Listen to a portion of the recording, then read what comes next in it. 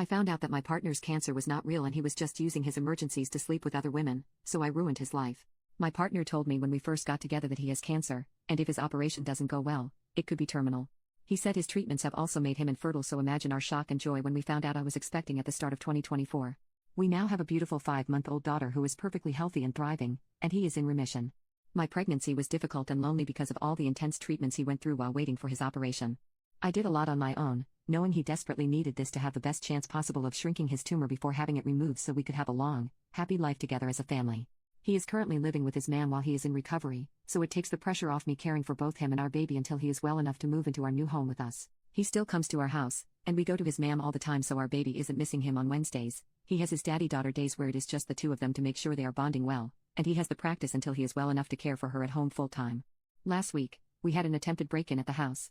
I asked him to come over and stay here while I waited for the locks to be changed because I was scared, but he wouldn't. I was talking to his mom, too, who slipped up and told me he wasn't home. Long story short, this is Reddit. I'm sure you can see where this is going. We argued for over 24 hours before my suspicions became too much, and I went to Facebook. It took me less than an hour to find the first 2 women. During my pregnancy, I was suspicious of a lot of things and put it all down to my hormones, as he would continuously tell me that I was paranoid and hurting him when I asked. One thing my paranoia just wouldn't let up about was his cancer and his treatments. I asked his mom about it, and she told me he doesn't have cancer, but he has treatments. He has an autoimmune disease which he receives transfusions for. Very serious but nowhere near the terminal, and no operations are required. She also informed me he was in rehab, not a hospital. He was addicted to cocaine and was trying to recover for me and our baby. I never mentioned to him that I knew. I assumed it was the embarrassment of wanting to get clean without me knowing so he could be a good partner and dad. I was so proud of him for getting that help that I never spoke about it. With his autoimmune disease, his mom explained how brutal it has been for him and that he did have chemo a few years back, so maybe that's why he's confused. Pregnancy brain is a real thing, or maybe I'm just too blindly in love because I accepted this and never questioned it again. After discovering the first 2 women, I sent my partner a message telling him to let his girlfriend know I was asking after her and not to bother coming home anymore. I've had the locks changed since the break, so he can't get in. He panicked and started begging me to answer the phone and let him come see me so he could explain everything. I began to see everything through clear eyes for the first time and realized how long he had been gaslighting me. I told him no. Realizing he couldn't get through to me and now aware I was trying to contact his girlfriend, he panicked and went to her instead. During that time, I found a photo she had shared of the 2 of them and shared it with my profile with the caption, "Can someone please ask this woman to contact me?"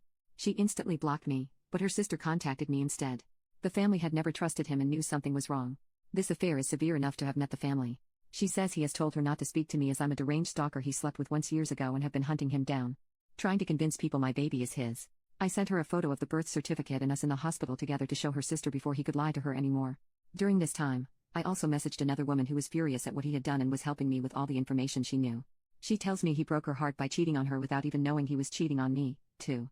So far, I have the current timeline. Is chemo in March? A 19-year-old. Rehab in April to July? A woman of an appropriate age this time but also cheating on her. August. Now, his 20-year-old girlfriend. I then found out his emergency cancer medication that he had to leave for in the middle of labor was the fact my 2 failed epidurals, screaming in agony, begging the doctors to help because I thought I was dying. In contrast, the emergency team rushed in to place extra monitors on our baby in distress. It was just a huge turn-on for him, so he needed to sleep with a 20-year-old before making it back just in time to kiss me before I went into emergency surgery. This was Sunday. It is now Saturday the following week.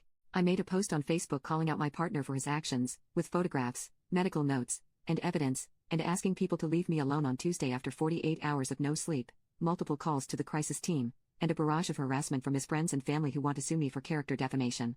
If this were a regular affair, I'd lick my wounds and move on, but I have now learned I have been leaving my daughter alone with a substance addict who is claiming he doesn't know his daughter or me to others but demanding custody rights to me. Tens of women have now come forward who have also dated him during our relationship with no idea of me or each other.